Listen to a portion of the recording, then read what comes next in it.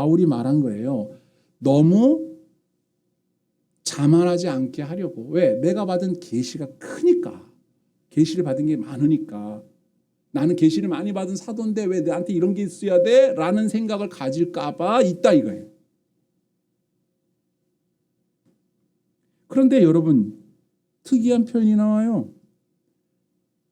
이걸 곧 같은 걸로 설명한 거죠. 육체의 가시 이 고르보 사탄의 사자라고 했고요. 더 놀라운 것은 사탄의 사자를 주셨으니라고 돼 있어요. 그러니까 자신에게 있는 육체의 가시, 다른 말로 사탄의 사자를 누가? 하나님이 줬다는 거예요. 이건 하나님의 뜻이라는 걸 안 거예요. 바울이. 하나님이 나에게 육체의 가시를 허락한 이유는 내가 교만해질 만한 사람이라는 걸 아시고 그걸 막는 장치로서 겸손하게 만드실 목적으로 나에게 사탄의 공격을 허락하셨구나. 사탄은 나를 괴롭힐 목적으로, 나로 하여금 하나님의 은혜에서 멀어지게 할 목적으로 나를 괴롭히도록 고통을 줬는데, 나는 그걸 사탄의 공격을 받아서 사탄이 바라는 대로 하나님과 멀어지고 불평하고 원망하고 하나님 이러는 법이 어디 있습니까? 라고 하지 않고 겸손해지기로 한 거예요. 그러니까 사탄은 나를 괴롭히려고 공격했지만 실패. 오히려 하나님의 뜻은 성공. 하나님은 나를 겸손하게 할 목적으로 사탄이 나를 공격할 때 허락했어요. 해봐. 했는데 사탄은 실패하고 하나님은 성공하신 거예요. 그걸 바울이 깨달은 거예요. 이게 유사한 게 욥의 사건과 유사하죠. 사탄이 욥을 공격해서 하나님 원망하고 하나님에 향하여 막 불평하게 만들 목적으로 공격했잖아요. 그래서 하나님도 허락했잖아요. 그런데 결국은 욥이 사탄의 공격을 받고 사탄의 뜻대로 하지 않고 하나님 뜻대로 겸손하게 받아들였잖아요. 욥기에 보면 1장 20절에 욥이 일어나 겉옷을 찢고 머리털을 밀고 땅에 엎드려 예배하며 이르되 내가 모태에서 알몸으로 나와 싸운즉 또한 알몸이 그리로 돌아가올지라 주시니도 여호와시요 거두시니도 여호와시오니 여호와의 이름이 찬송을 받으실지니이다 하고 하나님을 찬송했어요. 예배했어요.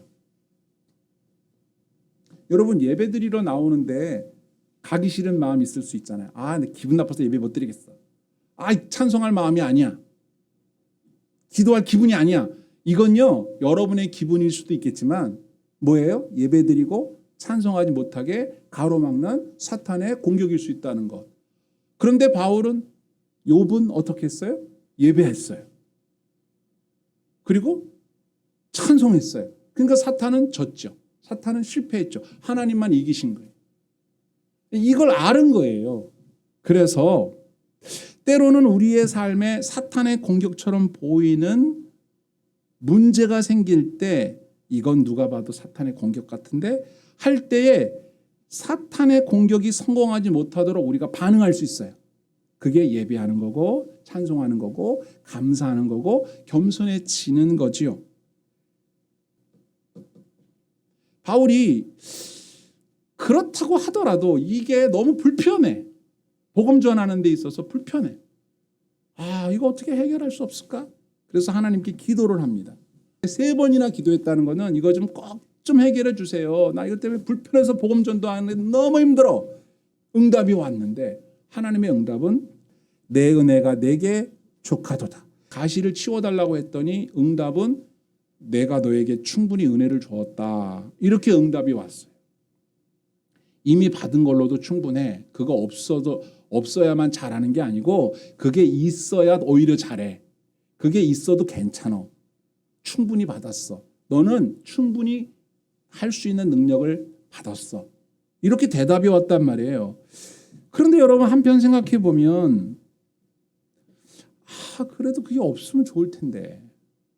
때문에 내가 마음이 알겠어요. 이렇게 바울처럼 받아들일 수도 있지만 만약에 이제 우리 일이라고 생각해 봅시다. 여러분의 삶에 이거 없었으면 좋겠네. 이것만 해결하면 딱 좋겠는데 하나님이 그냥 갖고 있어라고 했을 때 여러분 마음에 섭섭한 마음이라든지 화가 날 수도 있잖아요.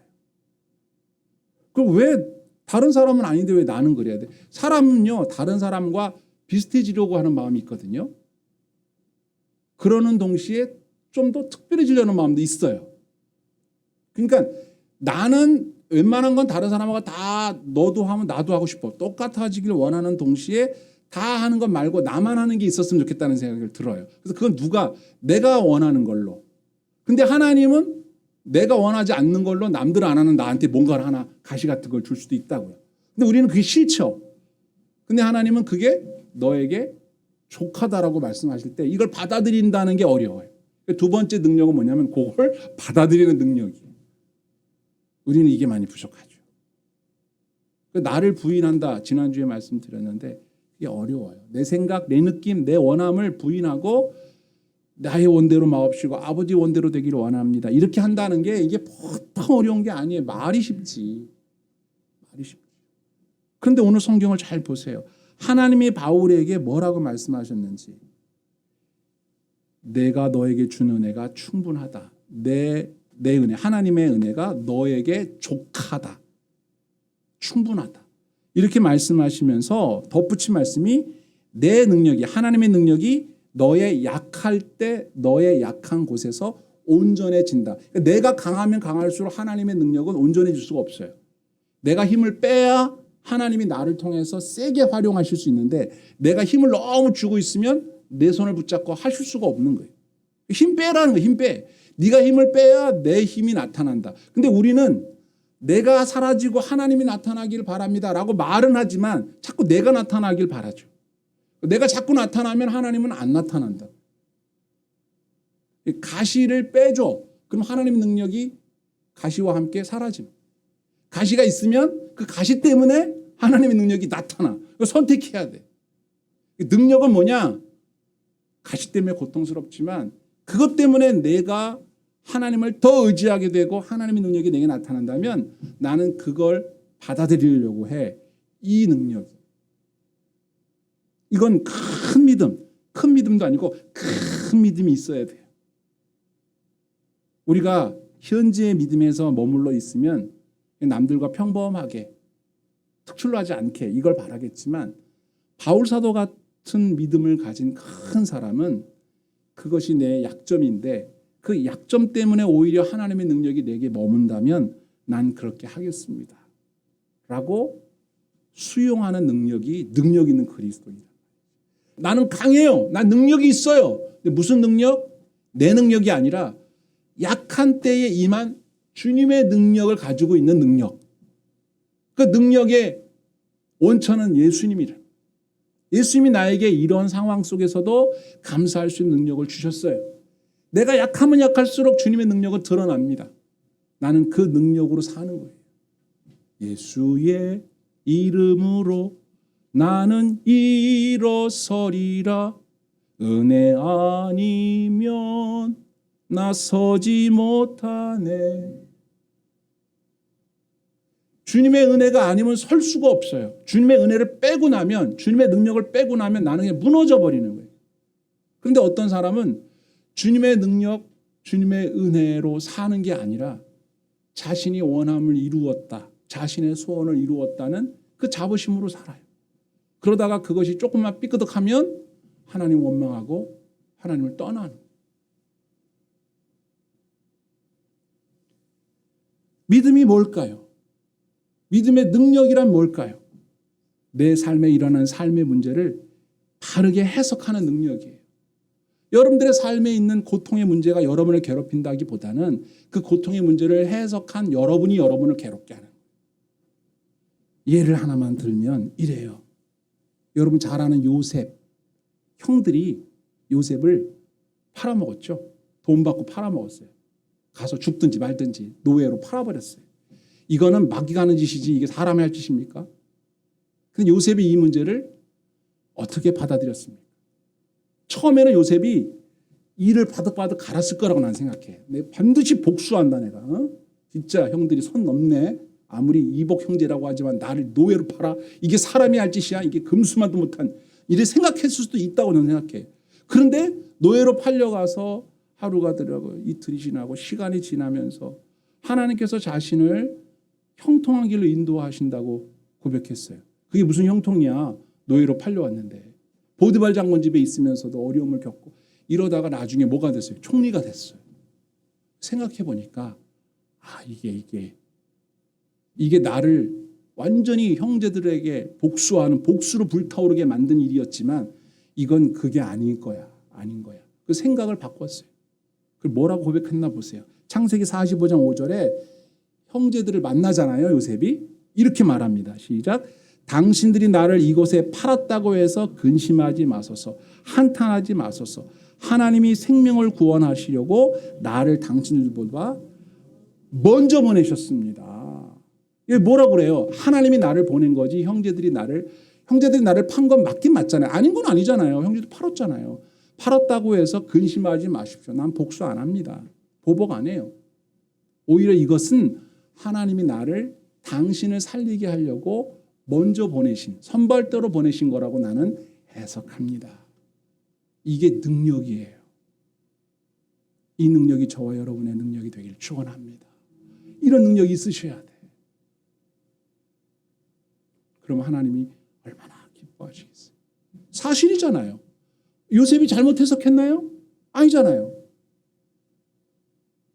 요셉은요, 자신을 죽이려고 했던 형제들의 그 나쁜 만행에 대해서 복수할 수도 있었고 그건 합당한 거예요. 그건 공의로운 거예요. 그런데 그렇게 해도 되고 그렇게 안 해도 돼요. 근데 어느 걸 선택했냐면 하나님의 은혜구나. 하나님이 이 백성을 살리기 위해서 나를 먼저 보냈구나 하는 쪽으로 자리를 섰어요. 그래서 하나님의 뜻이 이루어졌고 이스라엘 백성들이 기근을 이기고 고센 땅으로 이주해서 살게 되잖아요. 여러분, 우리에게도 육체의 가시가 있을 수 있어요. 그게 어떤 사람에게는 건강의 문제, 어떤 사람에게는 돈 문제, 경제적 어려운 문제, 또는 인간관계에 있어서 아픔. 사람 관계가 정말 아픈 가시가 될 수 있잖아요. 또는 여러분의 어떤 영적인 연약함도 있을 수 있고 여러분들의 어떤 성격적인 문제 있을 수도 있고 다양한 게 있어요. 그게 내겐 큰 약점이 될 수 있어요. 근데 그 약점들이 없이 다른 사람들처럼 평범해지고 싶어요. 근데 여러분, 세상에 평범이란 건 없어요. 기준이 어디 있어요? 다 사정이 있는데. 그리고 좀 더 남들보단 좀 나았다 소리를 듣고 싶은 마음이 있어요. 그런데 우리가 남들보다 나았다면 뭐가 나아야 할까요? 바로 삶의 문제를 해석하는 능력. 내게 있는 이 가시를 하나님이 주신 나를 자고하지, 교만하지 않게 하시려고 하시는 하나님의 특별한 장치, 특별한 옵션, 하나님의 서비스라고 생각하고 오히려 내 부끄러운 일들이 사람들 앞에 말하기에는 다른 사람도 보기에는 내 약점으로 보일지 모르지만 오히려 그걸 강점으로 생각하면서 하나님의 능력이 머물도록 하는 능력. 이것이 그리스도인이 가지고 있어야 할 능력이 아니겠습니까? 하나님은 우리의 현재와 미래를 아셔요. 가장 좋은 길로 인도하십니다. 여러분의 생각이, 여러분이 계획한 그 계획이 여러분들에게 정말 축복이 된다고 어떻게 장담해요? 아닐 수도 있잖아요. 잘못 판단할 수도 있잖아요. 근데 내가 원하는 길로 안 간다고 해서 불행하다는 거예요. 내 계획이 실현되지 않고 자꾸 틀어진다고 해서 하나님을 원망하는 거예요. 이렇게 돼야 되는데 왜 이렇게 안 되냐고 화를 내는 거예요. 근데 과연 내가 원하는 대로 꼭 되는 것이 나에게 행복이라면 하나님이 나에게 그렇게 안 되게 하셨겠어요? 하나님을 향한 신뢰가 필요한 거예요. 하나님을 신뢰한다면, 그분을 정말로 믿는다면, 하나님이 실수하는 분이 아니라고 믿는다면, 여러분들의 인생의 일을 이끌어 가시는 그분이 합력의 선을 이룬다고 믿는다면 신뢰해야죠. 하나님이 나에게 더 좋은 길을 알고 계시기 때문에 그 길로 이끌고 계시는 거예요. 내가 그 길을 잘 따라가려면 내 생각을 주장하고 내 고집을 부리면 나를 이끌어 가시기에 얼마나 힘드시겠어. 그분께 순종하고 따라가자. 한번 따라해 보시겠습니까? 내가 받은 은혜는 충분한 은혜다. 이미 하나님이 주셨어요. 여러분이 그 받은 은혜를 활용하시는 일이 남아있는 겁니다. 받은 은혜가 없다고, 하나님이 은혜를 안 주셨다고 생각하지 마시고 내게 있는 가시를 극복할 수 있는 능력도 받았다. 한번 해보자. 나중에는 그게 가시가 아니죠. 이제는 극복해버리면 가시가 아니야 더 이상. 그래서 나도 모르는 사이에 그건 가시의 명단에서 빼버려. 그건 나를 힘들게 하는 문제가 아니야. 이렇게 될 수도 있고, 우리가 모르는 사이에 내가 자고하지 않고 교만하지 않는다면 하나님이 그걸 내게 더 이상 둘 수가 없잖아요. 둘 필요가 없잖아요. 그럼 그걸 내가 원치 않아도 하나님이 야, 그거 필요 없다, 빼자. 너한테는 필요 없는 거니까 빼자 하고 어느새 그게 사라질 수도 있단 말이에요. 전혀 의식하지 않고 살았는데, 더 이상 그것 때문에 내가 긍긍하지 않고 살았는데 하나님이 그게 언제 없어졌지? 하고 내게 있었던 그 문제를 싹 사라져버리게 하실 수도 있다. 중요한 건 뭘까요? 하나님을 믿는 거예요. 그분을 신뢰하는 거예요. 그분 앞에 감사하는 거예요. 그분은 나를 사랑하시니까 내게 가장 좋고 알맞은 걸 주신다라고 믿는 거예요. 이 믿는 것이 저와 여러분에게 필수적으로 있어야 할 능력입니다. 이 능력 있기를 축원합니다. 아멘.